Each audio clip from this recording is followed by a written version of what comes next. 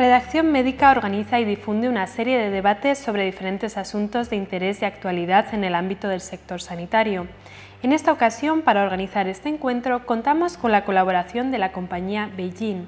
En este debate abordaremos el valor cualitativo de la innovación, si es necesaria la actualización de ValterMed o cómo tratar la inequidad en el acceso a fármacos entre comunidades autónomas y hospitales.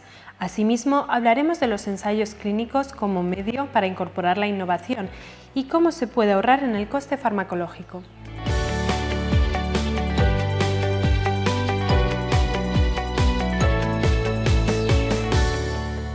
Bienvenidos a otro debate más de Redacción Médica. En esta ocasión trataremos la accesibilidad y asequibilidad de la innovación terapéutica.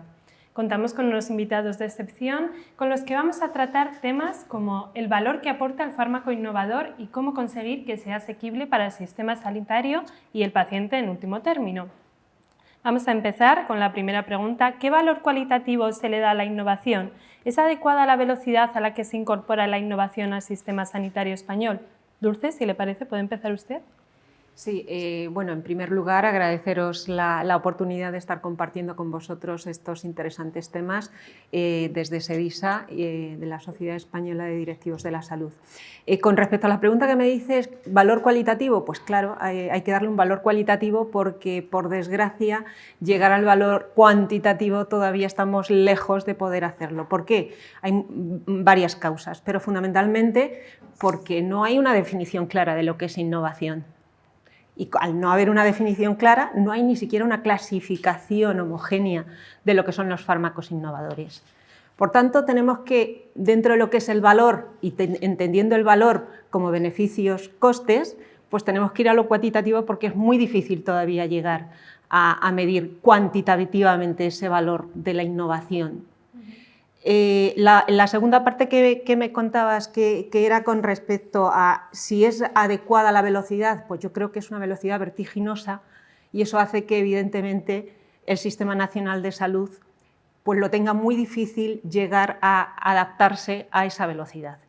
¿Se pueden hacer cosas? Sin duda, se pueden hacer bastantes cosas para intentar amoldarse a ese ritmo. Entre ellos, pues yo creo que van a salir aquí varios de los aspectos que se pueden abordar. Entonces voy a dejar paso casi mejor al resto de mis compañeros para luego empezar a abordar esos cambios o esas mejoras que se pueden llevar a cabo. Muy bien. Carlos, ¿usted asentía? ¿Quiere añadir algo? Pues sí, yo tenía preparado también en mi intervención que no hay una definición de innovación. Estoy completamente de acuerdo con Dulce. Y bueno, lo que definiría la innovación farmacéutica sería su capacidad para generar mejoras netas en la salud del paciente frente a las alternativas terapéuticas disponibles.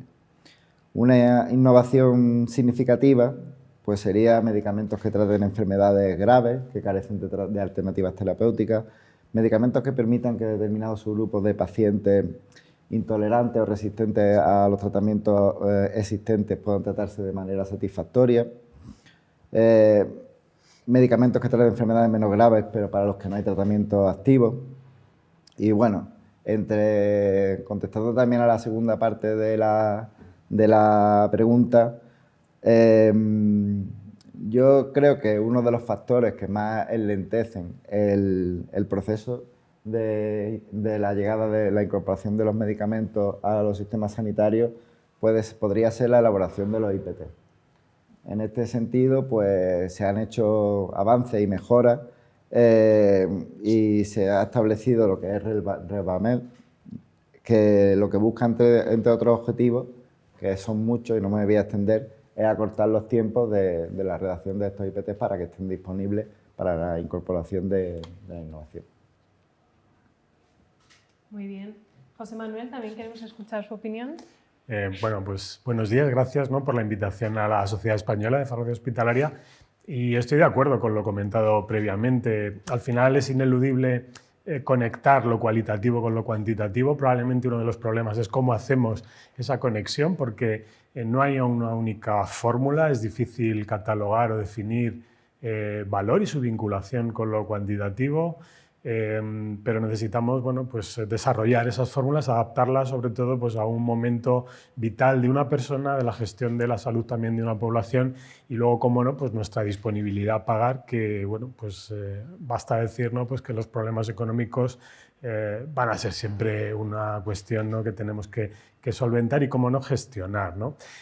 Otra cuestión de la pregunta, bueno, el tema del tiempo. Siempre se puede mejorar, es verdad, Carlos decía, se han hecho mejoras, sí, pero está claro que no es suficiente, tenemos que seguir trabajando en ello. Yo en este caso creo que lo que tenemos que hacer es invertir más también en recursos humanos y en talento que haga de esta actividad algo más ágil, flexible y dinámica de lo que es ahora, a pesar de que lo que se está haciendo es formidable y hay mucho trabajo también importante y muy profesional detrás, pero necesitamos mejorar porque los datos son rotundos y bueno, está en prensa día sí día no nuestro tiempo medio de acceso final, ¿no? Bueno, nuestros invitados online, por su parte, Conrado, Enriqueta, ¿quieren añadir algo? Bueno, yo por mi parte primero también agradecer la posibilidad de participar en foros como este y dar un poco la opinión que desde la gestión de un servicio de salud vemos. Creo que toda la innovación, como bien decía Dulce, no está claramente definida, pero yo creo que el camino en el que por supuesto vamos es en que tiene que añadir valor, hay que definir bien también el valor, tenemos los temas que tienen que ver con resultados de salud, son necesarios, es evidente que los pacientes necesitan que haya innovaciones terapéuticas, que los servicios de salud también lo necesitan.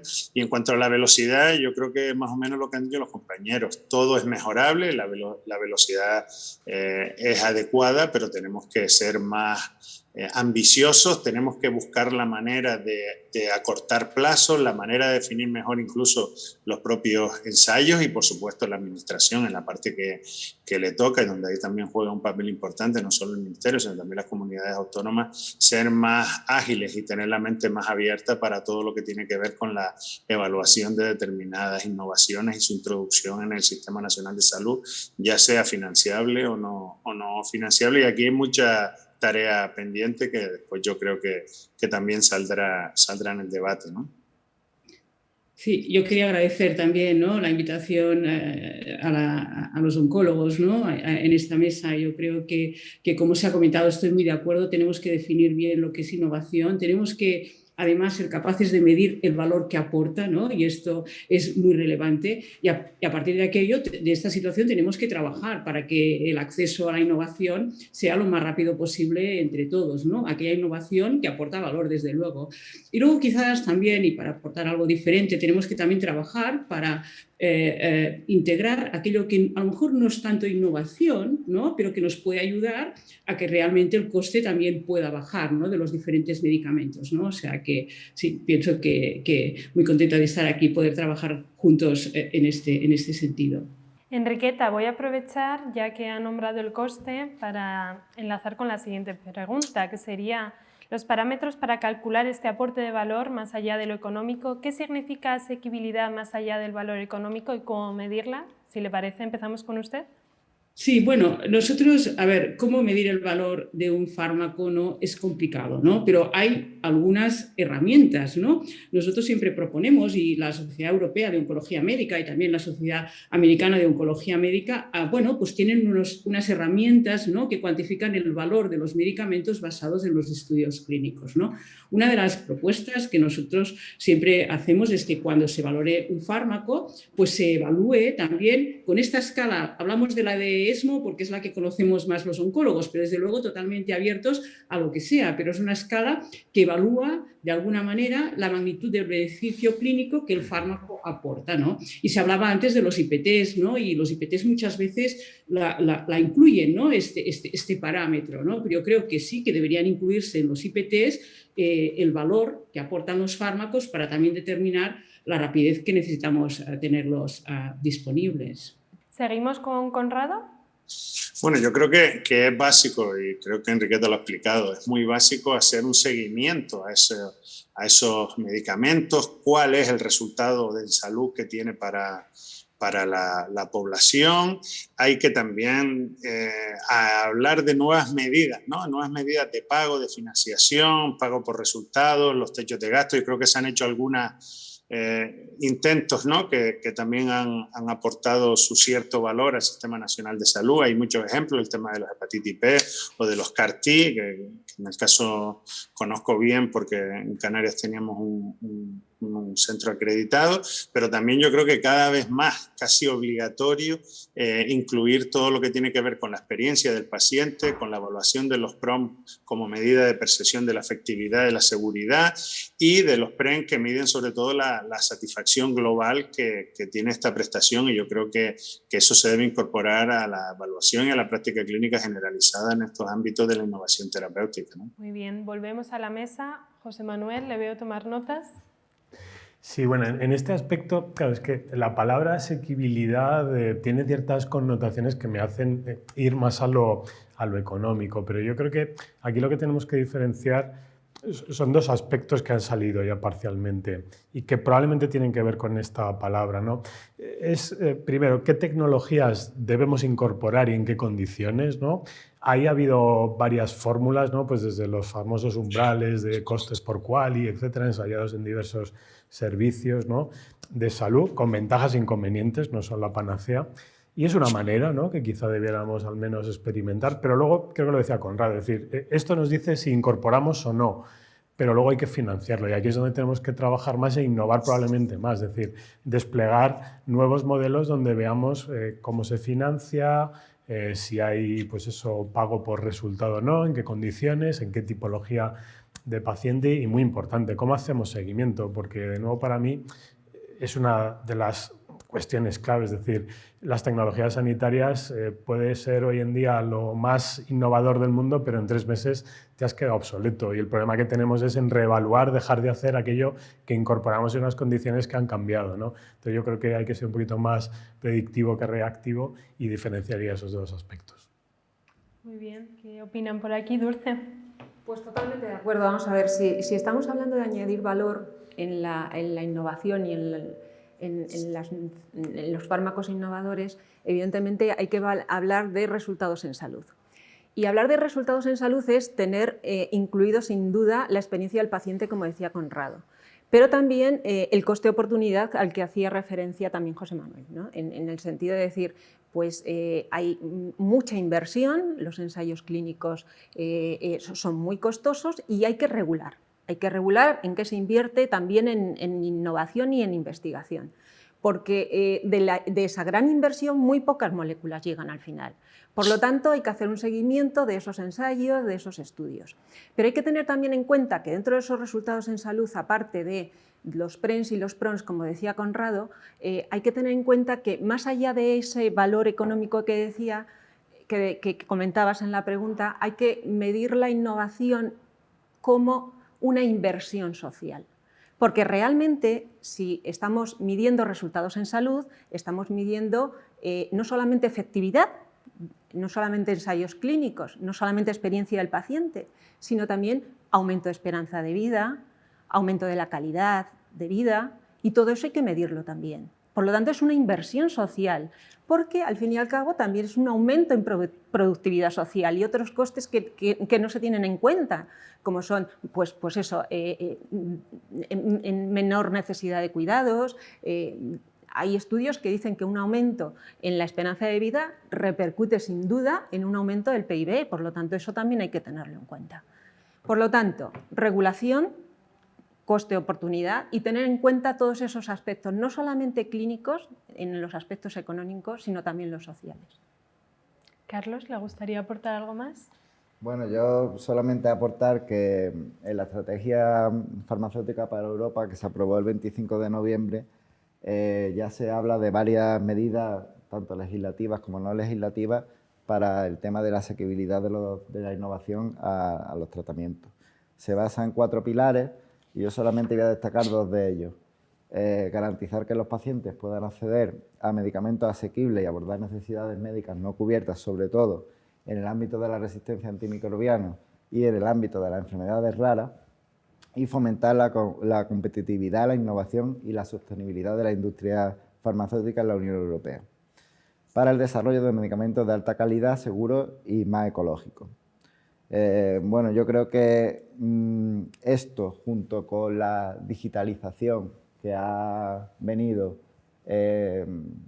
tras la pandemia puede hacer que se regularice en toda la Unión Europea el acceso más, como se ha llamado aquí, más asequible a los tratamientos en este ámbito.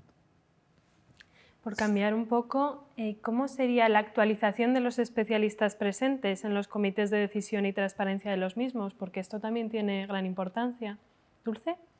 Pues sin duda hay que tener en cuenta todo lo que estamos diciendo. Si estamos hablando del papel del farmacéutico en este aspecto y la importancia de tener en cuenta el IPT y otros valores, sin duda hay que tener en cuenta la intervención de todos estos nuevos profesionales a la hora de tomar la decisión. Pero también a los pacientes. Decíamos, los pacientes no hay que pensar en ellos sin tenerlos en cuenta desde el principio, y es que su visión, ellos son los que nos van a dar fundamentalmente dónde están las principales barreras en cuanto a su salud, y si estamos hablando de resultados en salud, dónde abordar esas barreras para tener mejores resultados. Por lo tanto, también hay que incorporar a los pacientes en la toma de decisiones, fundamentalmente. José Manuel.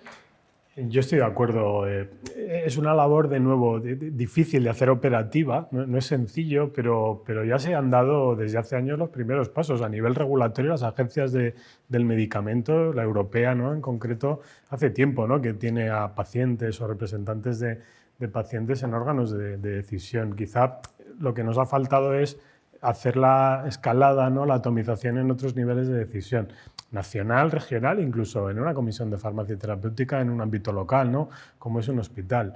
Es un elemento importante, ¿no? Sí que es verdad que yo vuelvo a apelar a la profesionalización de estas actividades, a que es un trabajo en equipo, es decir, farmacia hospitalaria, pues bueno, es algo muy tradicional en nuestro rol, pero no tendría sentido si no trabajamos con especialistas médicos, con los pacientes, con las áreas de gestión del hospital también. Creo que es muy importante y la formación continuada, porque lo que está claro es que esto evoluciona tan rápido que tenemos que estar constantemente formándonos, no solo en lo que viene, ¿no?, como innovación tecnológica o en medicamentos, sino también en nuevas metodologías de análisis y de medición de resultados, donde ya, lo decía Carlos, ¿no?, la tecnología, la digitalización tiene que eclosionar en algún momento y también habrá que adaptarse y estar preparados. Estoy totalmente de acuerdo con el papel del paciente como persona decisoria, ¿no?, en todo el proceso, ¿eh? Desde luego pienso que es fundamental. Pero luego, para poder trazar bien todo lo que pasa, yo creo que deberíamos ser capaces de medir más cada uno de los aspectos, ¿no?, cada uno de los puntos, ¿no? Yo creo que tenemos que conocer el momento en el que la industria farmacéutica dice sí, voy a por la comercialización del fármaco, esto debería ser público, no solo para una primera indicación, sino también para las siguientes, cuando realmente pues, se amplían indicaciones, ¿no? Deberíamos conocer este momento. Deberíamos también saber, un poco de alguna manera, ¿no?, hay unos nodos de evaluación, deberíamos saber al menos el porcentaje de farmacéuticos, farmacólogos, gestores, oncólogos, hematólogos, el porcentaje, ¿no?, de alguna manera, ¿no? Y luego yo creo que también sería importante, ¿no?, que si al final se decide que no, que un fármaco no se reembolsa, pues tener un informe detallado del por qué, porque yo creo que las personas somos capaces de entenderla si tenemos este informe, ¿no? Y por esto pues estoy de acuerdo también en profesionalizar de alguna manera el proceso, que ya lo está, pero añadir recursos y también trabajar conjuntamente, ¿no? Yo creo que añadiendo estos elementos del proceso sería todo mucho más trazable y por lo tanto podríamos medir mejor lo que está pasando. Conrado, ¿qué opina usted? Bueno, yo creo que los aspectos generales se han manifestado. Yo creo que también como Enriqueta, creo que todo lo que sea transparentar y verbalizar o formalizar las decisiones siempre van a ayudar a entenderlo, ¿no? El papel de los pacientes es vital, contar con ellos y contar con ellos desde el principio, porque al final esto se decide en una comisión donde cada comunidad autónoma tiene un representante con los representantes del ministerio y se toman decisiones, pero yo sí creo que el perfil de por ejemplo, esa comisión es muy homogénea y quizás deberíamos trabajar más en que fuera más heterogénea. Hablamos de economistas de la salud, hablamos de farmacéuticos, hablamos de enfermería. ¿Por qué no incorporar la enfermería a alguna parte de estas decisiones, ¿no? Porque también va mucho en cómo aportar valor a todo el proceso, y sobre todo hay que ser muy transparente, pero no solo las administraciones, también la industria. Y yo creo que ahí la propia administración debería forzar más a la industria a ser más transparente en algunas cosas, sobre todo en lo que tiene que ver con evaluaciones económicas, con resultados en salud, y deberíamos hacer un esfuerzo en trabajar en eso, incorporando, como ya digo, el carácter multiprofesional que también se ha manifestado, y por supuesto el papel del paciente desde el principio. Es muy fácil cuando tienen información que los pacientes entiendan algunas decisiones que tomamos en los servicios de salud. Cuando ya está la decisión tomada es muy difícil que lo entiendan. Carlos, desde farmacia. Pues, bueno, yo creo que ya se han tocado casi todos los temas. Yo quisiera un poco ahondar en lo que ha comentado José Manuel, que un poco que hay varios niveles de decisión, aunque sí que es verdad que la competencia para la inclusión de los medicamentos en el Sistema Nacional de Salud, la financiación a cargo a fondos públicos, es una comisión multidisciplinar.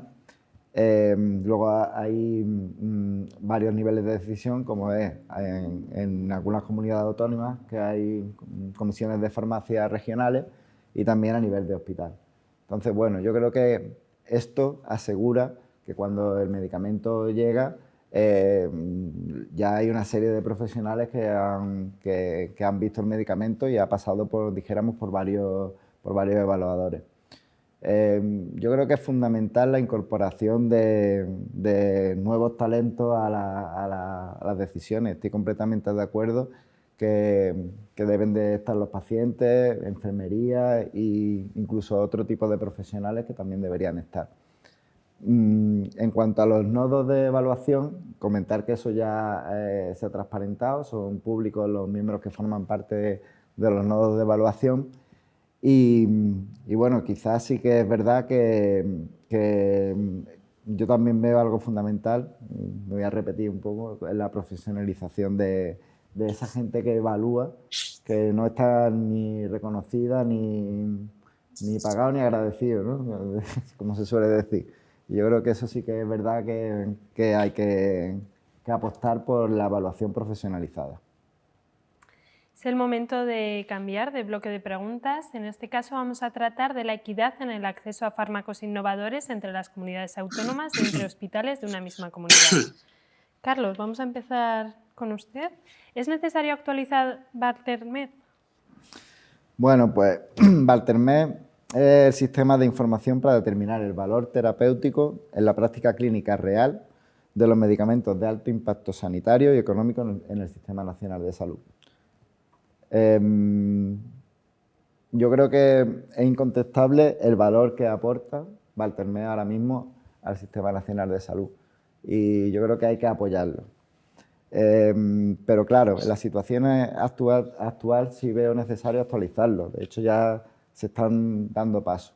Y el problema fundamental que le veo yo es el duplicar la información sobre el inicio y el seguimiento de los tratamientos, el que los clínicos tengan que duplicar, dijéramos, la información, la historia clínica, el ValterMed y demás.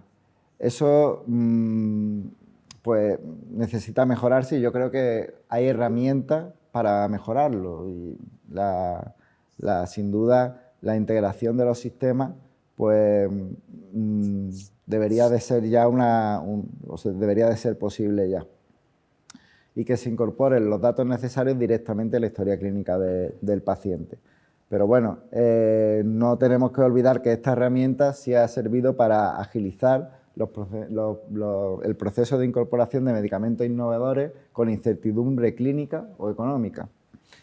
Y bueno, pues se debe de conseguir facilitar la interconexión de bases de datos sanitarias dentro de España y explotar las posibilidades que ofrece la historia clínica digital. Dulce, ¿cómo ve usted esta actualización de Valtermed? Pues poco me ha dejado Carlos, porque lo ha tocado prácticamente todo. Yo hacer hincapié en el valor que aporta, ¿no? Ha aportado el valor de añadir efectividad y no solamente eficacia. Estamos hablando ya de resultados en una población real, no eficacia de los medicamentos sin más. Y en estas nuevas fórmulas de financiación en cuanto a pago por resultados, evidentemente ha disminuido mucho la incertidumbre. Pero hay que añadir innovación a la innovación. Y si estamos hablando de registros muy exhaustivos, fundamentalmente clínicos, que van de la mano del profesional, hay que ayudarle, como decía Carlos, que capte de la historia clínica, y hombre, tenemos ya herramientas muy desarrolladas de inteligencia artificial que pueden hacerlo y agilizar todos esos registros, esa forma de agilizar los registros. Y además, ir más allá de los registros clínicos. Si estamos hablando que hay que introducir resultados en salud, pues hay que introducir también esos otros indicadores que no solamente son parámetros clínicos, sino que incluyan pues eso, la experiencia del paciente. Fundamentalmente, yo creo que, aparte de ese gran valor, hay que agilizar ahora mismo los procedimientos de Valtermed. Empezamos con 7 medicamentos, en 2 años hemos llegado a 17, con muchísimos pacientes, pero hay que agilizar los procedimientos y hay que seguir mejorándolo. Conrado, ¿cuál es su opinión desde el Servicio Canario de Salud? Hombre, yo creo que ya tanto Dulce como Carla lo han explicado, ¿no? Yo creo que es una herramienta útil, que además los primeros resultados han sido muy positivos y hay que seguir evolucionando. Yo creo que además estamos en un momento y con una oportunidad de oro, ¿no? Que tiene todo lo que tiene que ver con los fondos europeos, con la apuesta por la salud digital, para esas ineficiencias, ¿no? Que tienen que ver con la duplicación, con no tener una interfaz adecuado, con el uso del lenguaje natural o la inteligencia artificial para extraer determinada información, porque lo que sí que no se puede convertir con el tiempo es en una actividad que cargue la práctica clínica y en este caso a nuestros clínicos, ¿no? Y todo lo que sea incorporar más información o darle más valor a esa herramienta va a ir en positivo a resolver algunos de los problemas que decíamos antes, ser más rápidos en la innovación, en seleccionar mejor que sí y que no, y sobre todo en el valor que de verdad va a aportar. Porque si fuera una herramienta, vamos a ponernos en el mejor de los casos, perfecta, nos va a permitir hablar de otros modelos de financiación, hablar de otras maneras de pagar esos medicamentos y sobre todo de cómo se puede acceder y quién a esa innovación, ¿no? Sí, José Manuel o Enriqueta quieren añadir algo y si no pasamos a la siguiente pregunta por no repetirnos. Yo un único elemento, coincido en todo lo que se ha hablado aquí.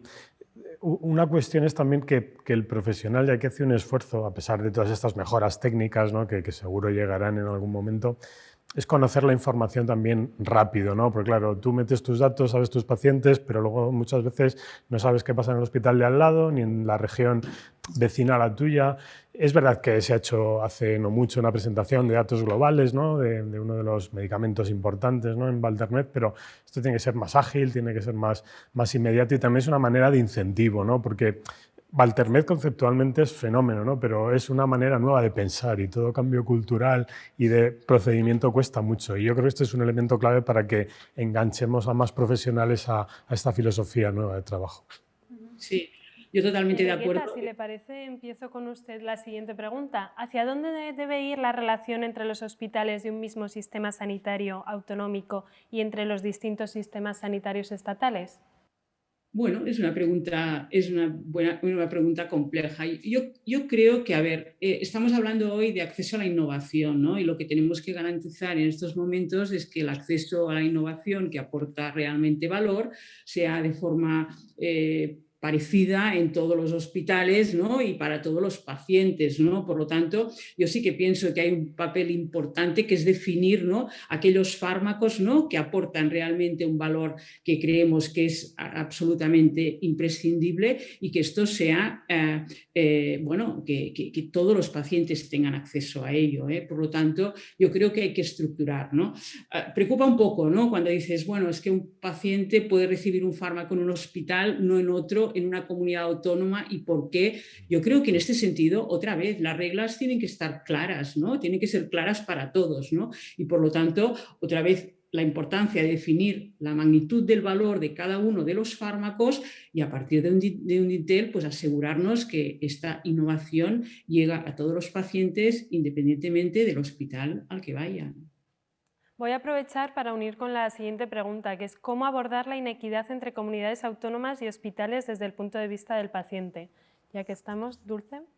Bueno, yo creo que Enriqueta ha dado la clave, ¿no? No podemos hacer o dejar a la elección de un equipo, aunque profesionalizado, de un hospital o de un equipo de salud regional, la toma de decisión en cuanto al acceso a un medicamento, y que haya pacientes que en una comunidad autónoma o en un hospital determinado puedan acceder a él o no.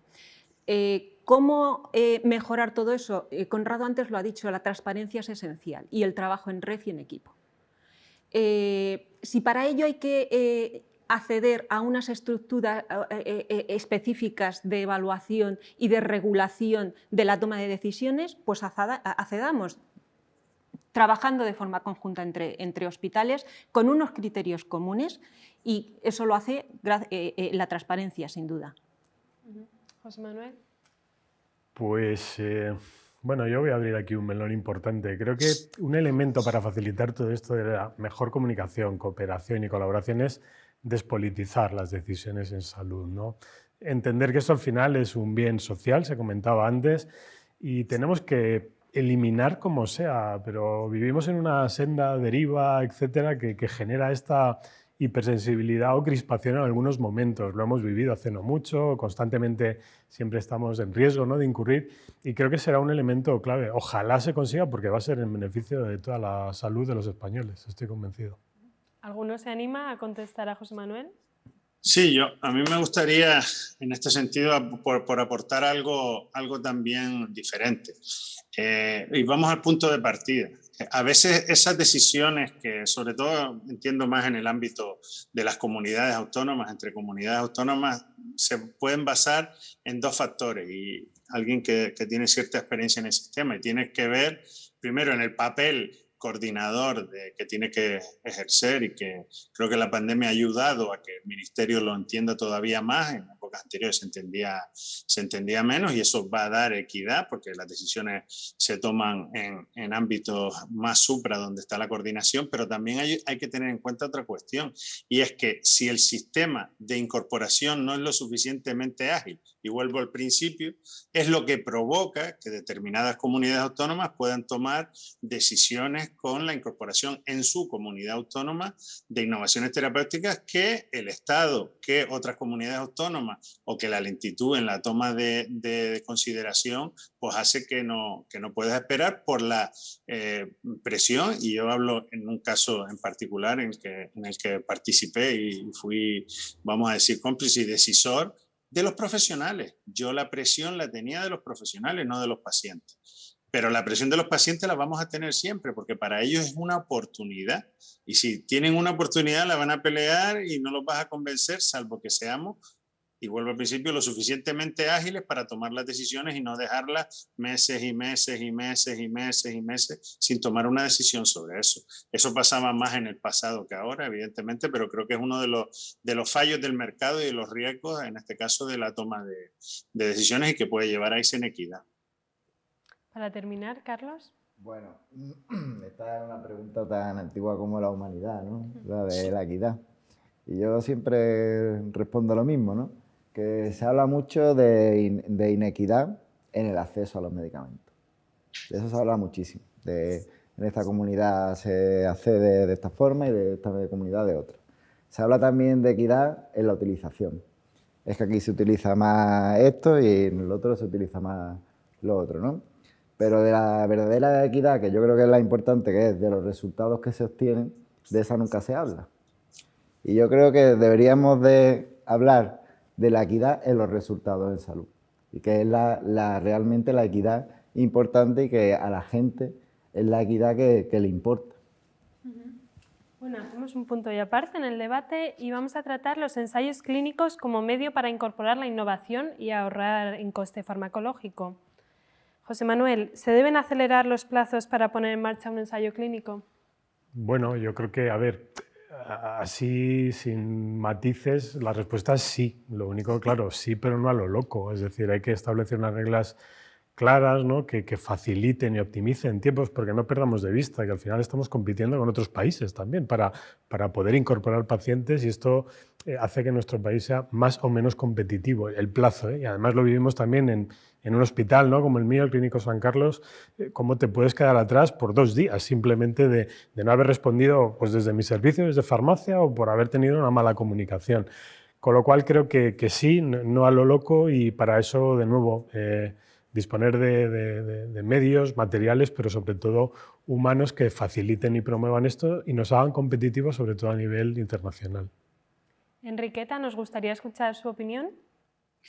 Yo creo que la respuesta clara es que sí, los ensayos clínicos son una oportunidad para los pacientes que lo acepten, y desde luego yo creo que tendríamos que trabajar todos juntos para acelerar, ¿no?, los plazos. Y se ha hablado mucho, y estoy totalmente de acuerdo, en tener resultados en salud, y para mí es primordial, pero también deberíamos tener datos de pacientes que se incluyen en estudios clínicos y incluir en estos datos de vida real cuál es la evolución de los pacientes incluidos en estudios clínicos, el porcentaje de pacientes que incluimos. Creo que esto también sería fundamental, ¿no? Por lo tanto, yo sí que lo hemos comentado, ¿no? Yo creo que en estos momentos España está bien posicionada en los estudios clínicos en oncología, ¿no?, por todo el grupo multidisciplinar, desde luego. Se ha comentado farmacia fundamental, enfermería, los coordinadores, todo el equipo, y porque además yo creo que tenemos una forma de trabajar muy rigurosa, hospitales bien preparados en el trabajo en equipo en ensayos clínicos, ¿no? Y creo que tenemos que seguir apostando por esta realidad. Por aquí, Dulce, Carlos. Pues yo creo que ya no solamente es acelerar los plazos, sino modernizar los procedimientos en los ensayos clínicos, que es lo que realmente nos llevará al resultado de que sean más ágiles. Y modernizar significa no solamente hacer que los procedimientos sean más innovadores también, sino incluir otras formas distintas, aumentar la equidad también en el acceso a los ensayos clínicos. Claro, no es lo mismo el Hospital Clínico San Carlos, la competitividad es muy buena, pero yo en un hospital de segundo nivel quiero también para mis pacientes ese acceso. Y hay formas de trabajar, y ya se está empezando a modernizar en ese sentido la investigación en la innovación.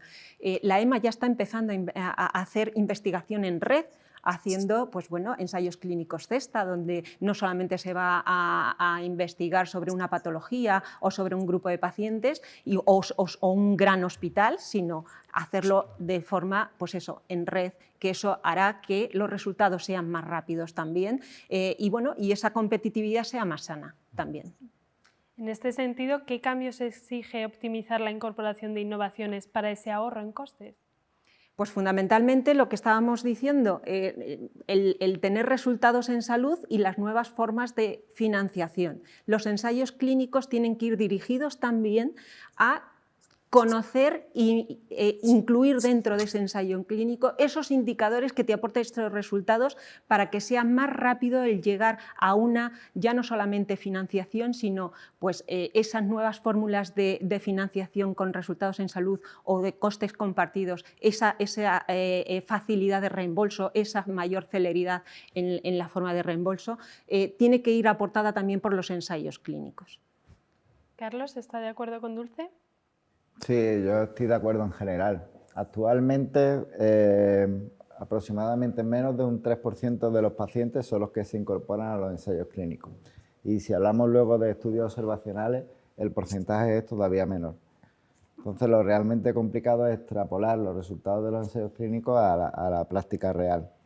En este sentido, quiero poner de manifiesto que la entrada en vigor del Real Decreto 1090 del 2015 redujo mucho los plazos para poner en marcha un ensayo clínico en España. Ahora mismo el periodo máximo son 124 días para nuevos medicamentos. Y en relación a lo que se ha dicho, pues tenemos que seguir mejorando la burocracia que exigen los ensayos clínicos para agilizarlo. Y a mí me gustaría también aprovechar para destacar que aquí veo fundamental la colaboración público-privada con la industria farmacéutica. Y hay un ejemplo concreto, no sé si lo puedo decir o no, si puedo decir, pero por ejemplo, la vacuna de Moderna, yo creo que es un ejemplo a seguir, ¿no? Porque es una colaboración pública-privada entre la industria farmacéutica, y en este caso la Universidad de Oxford, que ha permitido el acceso temprano a un medicamento, en este caso preventivo, que es una vacuna, a un coste realmente bajo y asequible, ¿no? Ahora que estamos hablando de asequibilidad. Entonces, yo creo que la colaboración público-privada es fundamental en este tema. ¿Alguien quiere añadir algo sobre la colaboración público-privada? A mí me gustaría dos cosas rápidas, ¿no? Una tiene que ver con los ensayos clínicos, que sea una política de Estado o de las comunidades autónomas. El trabajo en red, imagínense una comunidad autónoma como la nuestra, creo que eso nos haría más competitivos. Como bien decía José Manuel, competimos con muchos otros para el tema de los ensayos clínicos, y sobre todo creo que lo último que se ha aportado, ¿no? Es decir, si fuéramos transparentes y la colaboración público-privada la pudiéramos ejercer de manera efectiva, eso sin duda va a repercutir en los precios y en el coste, porque también habría que hacer algo importante y tiene que ver con todo esto, y es la inversión que tiene que hacer el Sistema Nacional de Salud en I+D+I, ¿no? Y creo que ahí hay un factor importante que podría mejorar la situación que tenemos a fecha de hoy, ¿no? Y luego hay que reconocer, ¿no?, en los hospitales las personas que trabajan en los ensayos clínicos, ¿no? Personas como los gestores de datos, los coordinadores, las enfermeras, que muchas veces, o la mayoría al menos, no son enfermeras de plantilla del hospital, farmacia que muchas veces también no es la farmacia del hospital, sino solo de ensayos clínicos, ¿no? Hay que reconocer estas figuras profesionales en los hospitales. Enlazando con lo que comenta Enriqueta, ¿deberían incorporarse desde el diseño otros interlocutores, como los pacientes y la farmacia? Enriqueta, no sé si quieres añadir algo más. Sí, o sea, a ver, los pacientes es por lo que hacemos todo, quiero decir, estamos aquí por los pacientes, por lo tanto, desde luego, hay que incorporarlos, y desde luego yo pienso que farmacia está incorporada nosotros al menos puedo explicar en nuestro hospital concreto, cuando llega una evaluación de un nuevo ensayo clínico, si es un ensayo de la industria farmacéutica, lo evalúa desde luego farmacia para valorar también la opción de hacerlo o no hacerlo, ¿no? Y luego en España tienen también mucha fuerza todos los grupos académicos, ¿no?, los grupos cooperativos, ¿no?, en el que también se hace pues trabajo de investigación académica, ¿no?, y que desde luego también hay que incorporar a todos los actores. José Manuel. La respuesta de nuevo aquí también es sí, y yo matizaría en que tiene que mejorar, ¿no? Es decir, los pacientes ya están colaborando, las agencias reguladoras llevan tiempo incluyendo como variables resultado las percepciones de los pacientes, ¿no?, PREOs, PREs, pero en práctica real no es tanto. Y a farmacia le ha pasado un poco igual, y aquí tengo que recurrir a una reciente presentación de un documento que se ha fraguado entre una colaboración que es Farmaindustria con la vocalidad de hospitales del Consejo General de Colegios Oficiales de Farmacéuticos, que se presentó hace 10-12 días en la Real Academia Nacional de Farmacia, donde se ponía de manifiesto que hay un porqué, que hay un beneficio esperado, y que aparte de estas tareas que son más administrativas y que también han mejorado, antes decía Dulce, es que se tiene que trabajar de otra manera, claro, es que por la pandemia se hicieron visitas de inicio y de monitorización telemáticas que antes era impensable y ahora ya se está permitiendo, y eso está agilizando mucho. Pero también que otras percepciones, ¿no?, sanitarias y no tan sanitarias, ¿no?, pues puedan también diseñar, ¿no? Y en farmacia hospitalaria, en pandemia, también tuvimos una especie de revulsivo, porque desde nuestra sociedad científica, la SEF, pues se promovieron dos estudios muy importantes, uno un registro, pero otro también fue un ensayo clínico, ¿no? Y esto no estamos habituados. Yo creo que el farmacéutico de hospital debe y puede colaborar en estudios de vida real, estudios, vamos a decir, más fase 4 probablemente, y es un campo por explorar, pero bueno, ahí tenemos un guante que tenemos que recoger. Por aquí, en la práctica real, ¿estos interlocutores no están en el diseño? No están tanto en el diseño desde el inicio y en la forma en que hay que diseñarlo y hacia dónde hay que orientar ese diseño. Como decía en un principio, si realmente al paciente se le tiene en cuenta en el diseño, cambiarían muchas cosas, porque son los que realmente su experiencia te va a orientar dónde están las barreras y por dónde tienes que orientar los resultados para aumentar la calidad de vida. Si tú no sabes realmente lo que más le afecta a ese paciente, no puedes orientar los resultados hacia dónde tienes que mejorar ese fármaco. Conrado, Carlos, ¿quieren añadir algo o seguimos avanzando? Bueno, yo creo que la visión del paciente puede ser muy relevante en aspectos como cómo es vivir con esa enfermedad o qué esperan los pacientes de un nuevo tratamiento para esa enfermedad o cómo es de adecuado el ensayo clínico propuesto para pacientes con esa enfermedad. Y yo creo que eso puede ayudar a la industria farmacéutica a diseñar mejor los ensayos clínicos. Muy bien, vamos a empezar con el último bloque de preguntas. Trata sobre programas de uso compasivo y de uso temprano antes de la aprobación de un fármaco. Dulce, empezamos con usted. ¿Las decisiones al respecto son demasiado restrictivas o demasiado permisivas? Pues vamos a ver, en algunos casos yo diría que restrictivas y permisivas pocos. Yo creo que es fundamentalmente lo que no hay son criterios comunes para llegar a establecer esta serie de políticas o de accesos más rápidos a los fármacos innovadores. Y habría que empezar por ahí, ¿no? Es decir, vamos a centralizar la toma de decisiones de qué fármacos innovadores son los que se van a beneficiar de este nuevo uso o este uso alternativo. Para eso, sin duda, los organismos reguladores tienen un papel fundamental, pero hay que trabajar junto con ellos en agilizar también los procedimientos. La solicitud para incluir un fármaco en este tipo de uso es muy farragosa, muy burocratizada y por lo tanto dificulta también ese acceso. Incorporar la decisión de nuevos personajes también y nuevos profesionales a la hora de decidir y utilizar esta nueva fórmula de uso de los fármacos innovadores es fundamental. Los farmacéuticos aquí y los economistas de la salud también tienen un papel fundamental y los gestores y los directivos de la salud también. ¿Cómo? Evidentemente profesionalizando, como en SEDISA estamos abogando desde el principio, a los directivos y a los gerentes de la salud. Nuestra decisión así estará fuera de toda duda, no será una decisión politizada, sino que será una decisión profesional, como así lo estamos haciendo. Por lo tanto, es una toma de decisión que tenemos que llegar todos a hacerla de una manera mucho más rápida y con criterios fijados y comunes. Me gustaría escuchar la opinión de Conrado.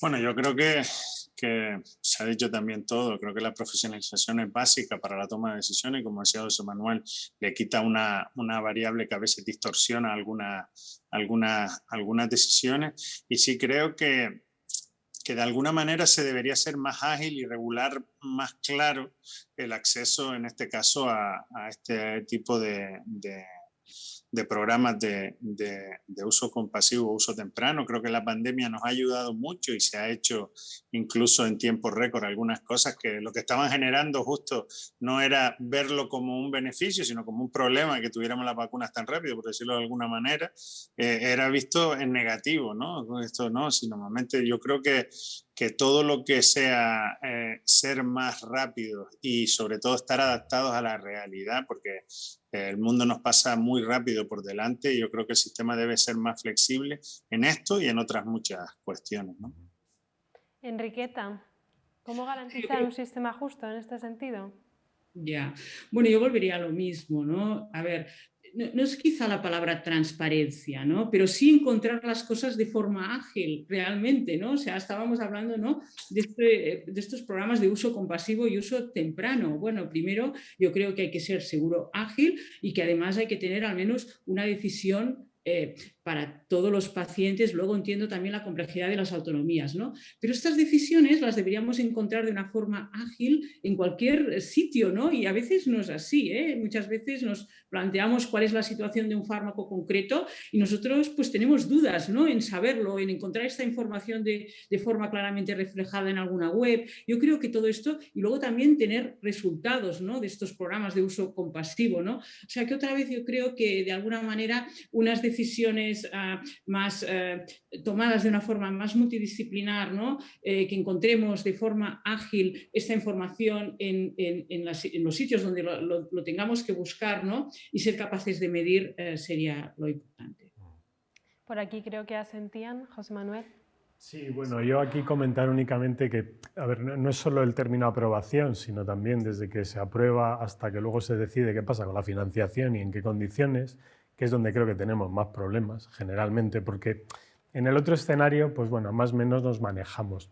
Pero lo otro yo lo describo como una auténtica patata caliente, porque es una situación que genera problemas y donde, creo que lo decía Conrado, o sea, no hay mucha claridad, necesitamos claridad. Pero al final, a nivel central, dicen sí pero no, luego disparan a la región al hospital, el hospital a la región, y así se pasan muchas veces los días, ¿no? Y el problema lo tiene el paciente, claro, que probablemente pues tiene pues eso, su cuestión de salud, hay una tecnología medicamentosa que puede ser útil o no y alguien tiene que decidir, ¿no? Y en esto se invierte mucha energía y tiempo, ¿eh? En los comités de hospital o en las regiones donde los tienen, porque los tienen. Entonces, de nuevo, creo que lo decía Dulce, es decir, normativa clara, que todos actuemos igual, garantizaría al menos la equidad en resultado en esos momentos donde la incertidumbre es alta y tenemos mucho que mejorar. Y aparte también, si nos pusiéramos a mirar cuánta parte del presupuesto se nos va en estas situaciones, está creciendo, ¿eh? Con lo cual es que hay que hacer algo sí o sí. Carlos, ¿cómo lo ve? Bueno, yo quería aprovechar, pero un minuto para hacer un poco de pedagogía, ¿vale? Porque en este tema hay mucha distorsión de la información. El acceso temprano, el uso compasivo, es diferente de los usos fuera de indicación o de medicamentos pendientes de financiación, ¿vale? Entonces hay que diferenciar esos dos ámbitos que muchas veces están en una nebulosa y es lo que precisamente se ha expresado aquí, que los médicos muchas veces no saben este medicamento que está fuera de indicación, pendiente de financiación, acceso temprano. Entonces, bueno, la terminología que debemos utilizar es medicamentos en situaciones especiales. Yo creo que es la terminología que lo engloba todo y que dentro de cada caso pues ya sabemos que estamos ante un medicamento que tiene una situación especial y ya sabemos más o menos por dónde tirar, ¿no? Y bueno, hecha esta pedagogía, pues está claro que no está resuelto el tema del acceso a estos medicamentos, ¿no? Y que debemos de intentar pues, homogeneizar en todo el territorio esto. En Andalucía hay una subcomisión a nivel regional y fundamentalmente nosotros la decisión la tomamos en base a 3 criterios. Ausencia o no de alternativas terapéuticas para ese caso, beneficio clínicamente relevante en el ensayo clínico pivotal y cumplimiento de criterios de inclusión y exclusión del ensayo clínico el cual ha dado la aprobación al medicamento. Entonces, bueno, pero que es un tema, como se ha dicho aquí, pues complicado y difícil. Bueno, se nos agota ya el tiempo, pero antes de terminar el debate me gustaría que cada uno de los ponentes presentara sus conclusiones de todos los temas que hemos tratado. Si les parece, vamos a empezar con los ponentes que están online. Enriqueta, ¿quiere empezar usted? No, sí, muchas gracias. Yo creo que diría que es importante o fundamental garantizar el acceso a la innovación a los pacientes oncológicos. Yo creo que se ha comentado, la incorporación del paciente es fundamental. También determinar claramente que todos los actores estén representados en las tomas de decisiones, ¿no? Y por lo tanto hay que transparentar de alguna forma todo el proceso, pero no solo el de la toma de decisión, sino desde el principio, quiero decir, transparentar para que podamos medir. Y en el caso en que sea que no, lo tenemos que saber y el por qué y entenderlo, ¿no? Y quizá también comentar, ¿no? La innovación muchas veces viene también basada en un biomarcador, esto lo hemos comentado muchísimo desde la Sociedad Española de Oncología Médica, hay que garantizar que el paciente tenga acceso al fármaco, pero desde luego también al biomarcador que es necesario para poder administrar dicho fármaco y, bueno, y trabajar en equipo. Conrado. Bueno, yo por decir algunas cosas diferentes, yo creo que esto debe convertirse en una política de Estado, se deben articular los mecanismos para ser más competitivos y más flexibles en esta incorporación de innovación terapéutica, la profesionalización, la multidisciplinariedad, el papel de los pacientes desde el principio y sobre todo oír y escuchar a los que saben, ¿no? En este caso principalmente a los profesionales debe ser lo que regiría, lo que nos ayudaría a, de alguna manera, que esta innovación terapéutica llegue lo más rápido posible a los pacientes, que es lo que ellos necesitan y para lo que el Sistema Nacional de Salud debe trabajar. Empezamos con las conclusiones por aquí. José Manuel. Bueno, pues yo lo resumiría en que todo análisis, ¿no?, y seguimiento de la innovación tiene que estar dirigido a la evaluación de resultados en salud, cada vez más dinámica, flexible, con nuevas maneras de trabajar y también de evaluar, y que tenemos que ser inclusivos, bueno, pues acercando otras visiones, la del paciente, por supuesto, pero también otras que hasta ahora quizá pues no estaban, profesionales no sanitarios incluso. Yo diría, pues eso, hay que meter la ingeniería informática porque va a haber mucha digitalización o transformación, la economía de la salud se tendrá que incorporar formalmente y definir pues nuevos lenguajes, ¿no?, a la hora de enfocar en esa evaluación de resultados. Carlos. Bueno, pues yo voy a aprovechar para dar las gracias por la participación, que no lo dije al principio de mi intervención. Y yo resumiría que las administraciones públicas tenemos que poner todos los mecanismos a nuestro alcance para conseguir que la innovación terapéutica llegue a los pacientes en tiempo y forma. Para terminar, Dulce. Pues yo, para intentar aunar un poco lo que hemos intentado transmitir aquí, yo creo que el acceso a la innovación y a los fármacos innovadores y la sostenibilidad, que al fin y al cabo es la que va a dar ese acceso, es un tema de compromiso, un compromiso mutuo y múltiple, un compromiso donde se imbrica la industria farmacéutica, se imbrica las autoridades reguladoras, empezando a nivel europeo, pero también a nivel del Ministerio, como decía Conrado, es un tema de Estado, pero también los servicios regionales de salud y las comunidades autónomas. También los gestores, los directivos de la salud, abogo de nuevo por la profesionalización para la toma de decisiones, pero también los profesionales sanitarios y las sociedades científicas que los representan. Tiene que ser un compromiso entre todos y, cómo no, el ciudadano. El ciudadano, que dentro de ese compromiso hacia el acceso a la innovación tiene que ser muy consciente del acceso a un fármaco innovador que deja de lo que llamamos coste-oportunidad, que deja de hacerse para que él pueda acceder a eso. Entonces es un compromiso entre todas las partes poder llegar a que esto sea una realidad. Muy bien, muchas gracias a todos los participantes y nos vemos en otro debate de Redacción Médica.